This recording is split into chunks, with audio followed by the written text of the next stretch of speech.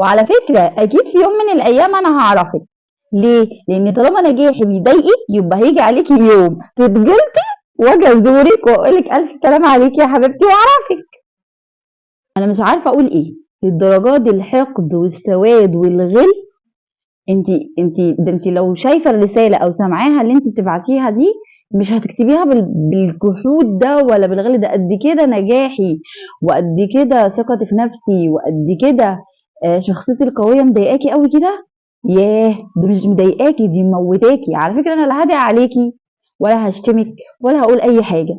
أنا هسيبك في مرضك، حقدك ده يفضل ياكل فيكي لحد انت ما تشوفي هتعملي ايه مع نفسك. انا واوعدك بقى ان انا هفضل انجح وانجح واقوى وافضل واقفه على حيلي عشان اغيظك اكتر واضايقك زياده واخليكي تولعي انت في نفسك. لكن انا لا هنزل لمستواكي ولا هدعي عليكي ولا هشتمك.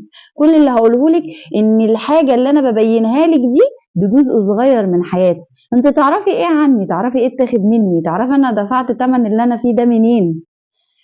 او تعرفي انا ربنا ابتلاني بايه او ايه الجزء الضلمه او اللي انا مش برضه اوريه للناس وانكد عليهم. تعرفي ايه عني؟ انت ما بتشوفيش غير جزء بسيط قوي من حياتي. تحكمي عليا وتحقدي عليا الحقد ده كله. انا عمري في حياتي ما تخيلت ان في حد ممكن يكتب لي رساله زي دي، لان انا عمري ما اذيت حد. الاذيه اللي كنت باذيها لنفسي وبس. والحمد لله وقفت أذية نفسي وصالحت نفسي. ما توقعتش ولا تخيلت في يوم من الأيام إن أنا ألاقي رسالة بالغل والحقد والسواد ده. وعلى فكرة أكيد في يوم من الأيام أنا هعرفك. ليه؟ لأن طالما نجاحي بيضايقك يبقى هيجي عليكي يوم تتجلطي واجي أزورك وأقولك ألف سلام عليكي يا حبيبتي وأعرفك.